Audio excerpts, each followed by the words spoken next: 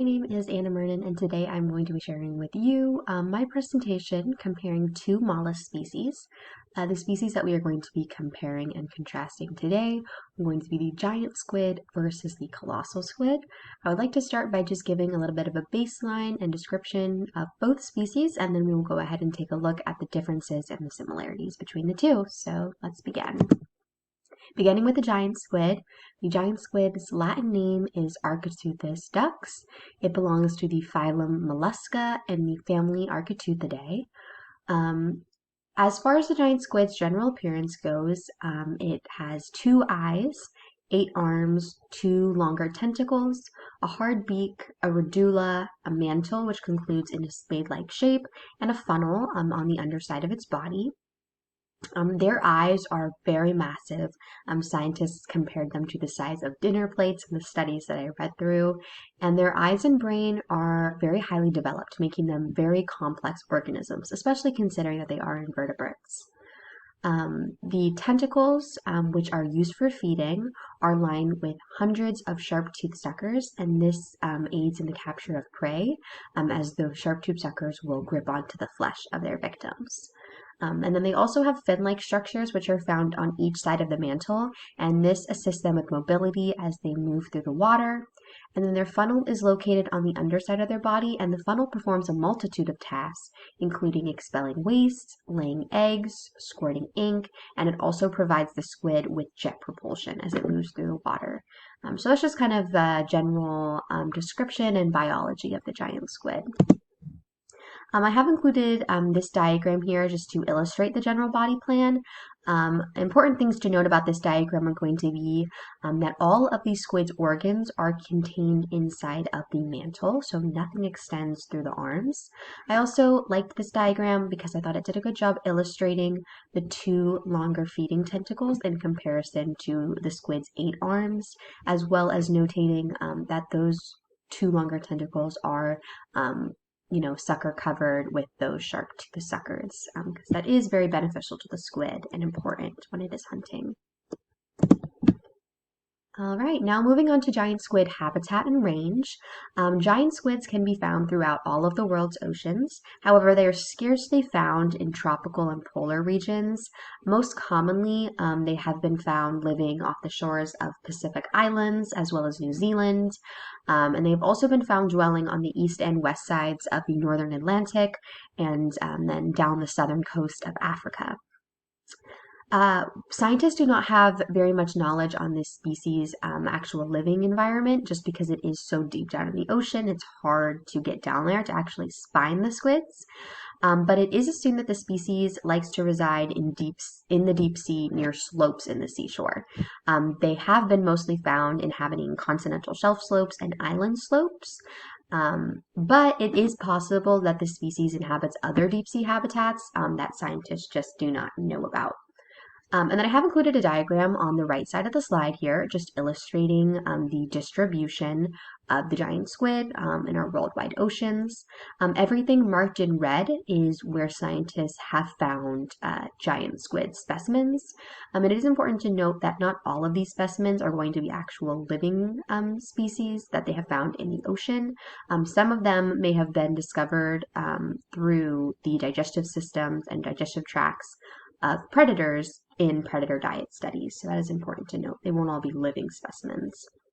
But that kind of gives a nice illustration of giant squid distribution throughout our worldwide oceans. As far as feeding goes for the giant squid is a very voracious predator, and it feeds on mainly deep sea fish, other species of squid, and sometimes it even feeds on its own species. It'll feed on smaller or juvenile giant squid. To capture their prey, giant squids grip the prey using their feeding tentacles, aided by the serrating suckers on the ends. And the tentacles will pull the prey towards the squid's powerful beak. The beak will slice the flesh, and the radula will shred the prey before it enters the esophagus for digestion. When giant squids have been pulled up in fishing nets, they are typically always caught alone. So this has led scientists to believe that they are solitary animals and that they hunt alone. Just one squid. And then for reproduction, The giant squid's lifespan is estimated to be around 5 years, and during their lifetime, they only reproduce once. So I thought that was interesting.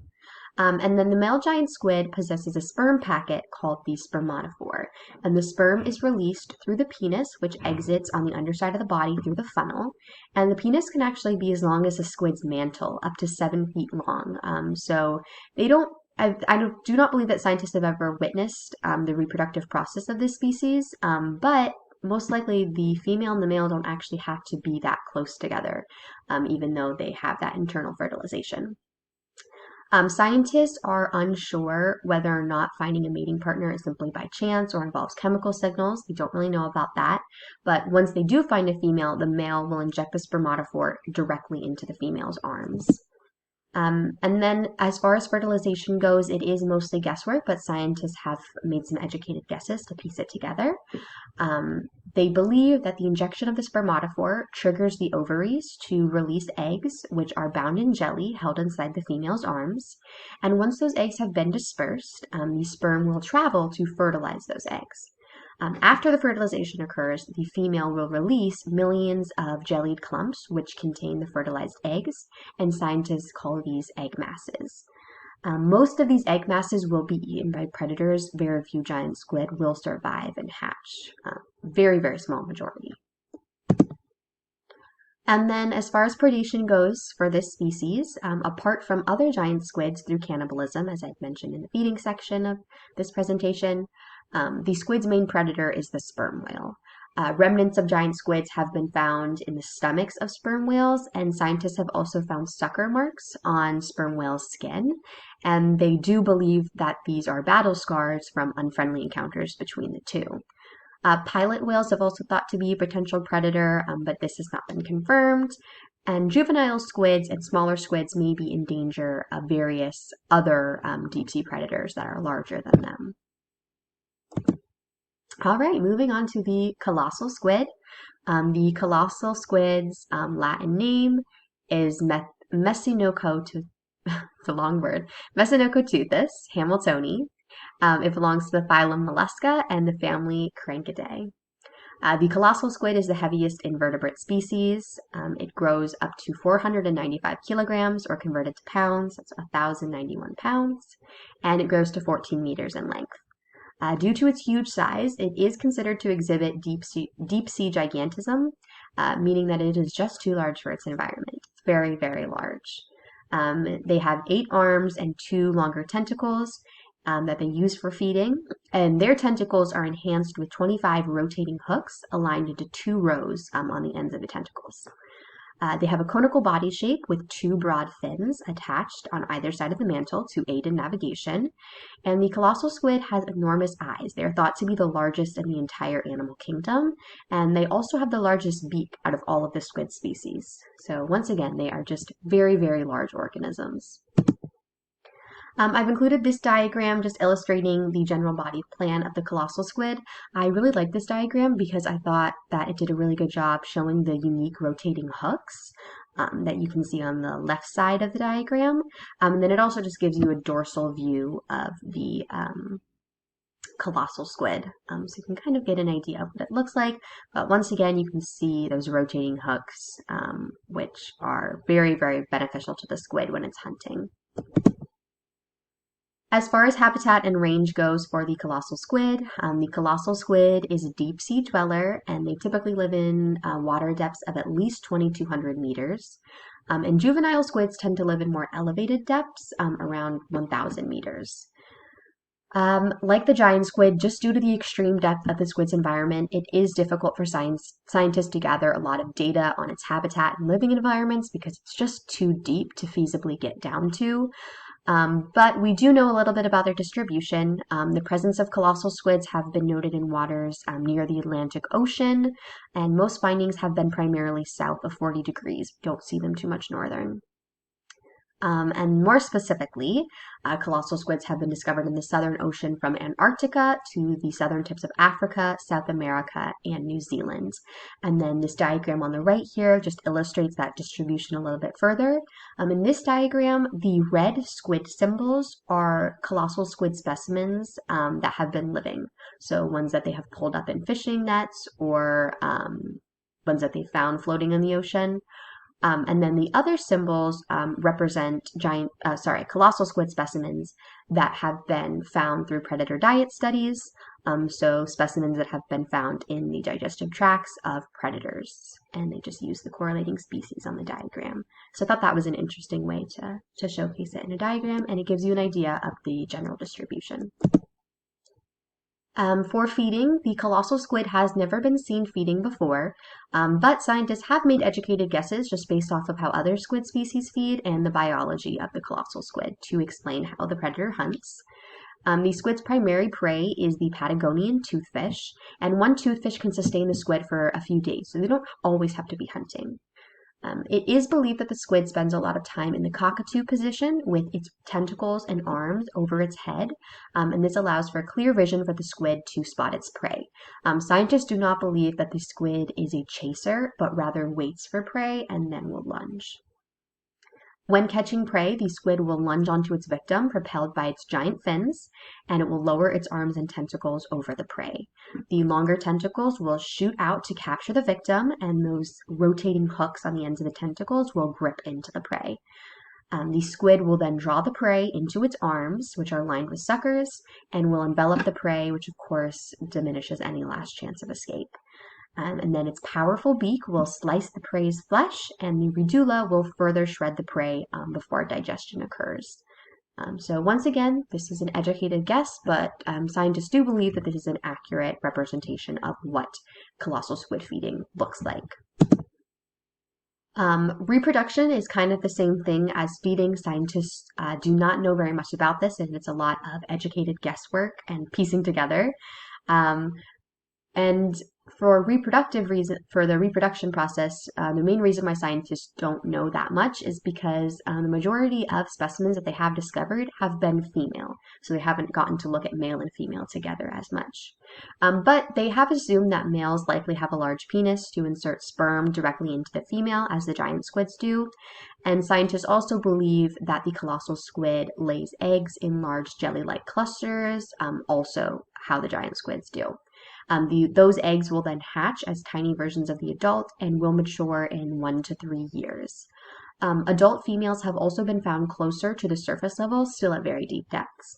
But this does suggest that females spawn in shallower waters than their typical dwelling depths. And this does also correlate with juvenile squids being found in more elevated depths, so it would make sense that the females would spawn and lay their eggs in shallower waters. As far as predation goes, sperm whales are the major predator of the colossal squid.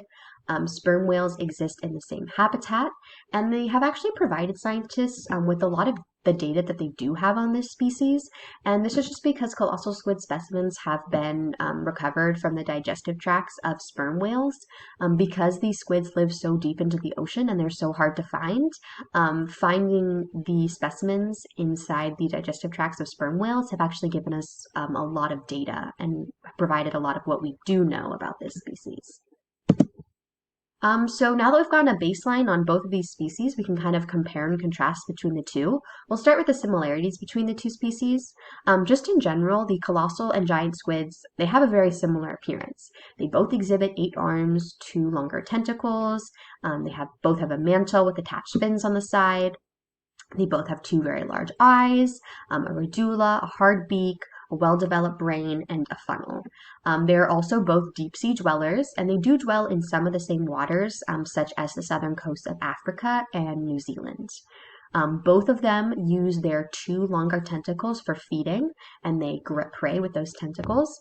They both also utilize their beak and medulla to slice their prey's flesh and shred the prey before they digest it. And again, they are both very voracious deep-sea predators. They are very dangerous. They also likely share a similar reproductive process, even though some of it is guesswork. Scientists do believe that they share a similar process, which involves the injection of sperm directly into the female's arms and releasing fertilized eggs in jelly-like clumps. They also both have the same main predator, being the sperm whale. Now looking at some differences between the species, the colossal squid is larger than the giant squid, and this is due to its weight. Although the giant squid does grow longer, but the colossal squid is still considered bigger because it weighs more. Between the two species, the colossal squid also has a larger beak and larger eyes than the giant squid. The colossal squid's tentacles are equipped with rotating hooks, while the giant squid's tentacles are lined with sharp-toothed suckers, so that is one difference that you can actually note as far as the outward appearance. And then as far as distribution, giant squids can be found in the northern Atlantic Ocean, while colossal squids have really only ever been found to live in the southern hemisphere, so that is one difference in their habitat. And that is everything that I have gathered on these two species. Hopefully, as science continues to evolve, we will eventually be able to learn a little bit more and actually get to see these creatures in their natural habitat a little bit more than we do now. But I hope you enjoyed this presentation, and I thank you for your time.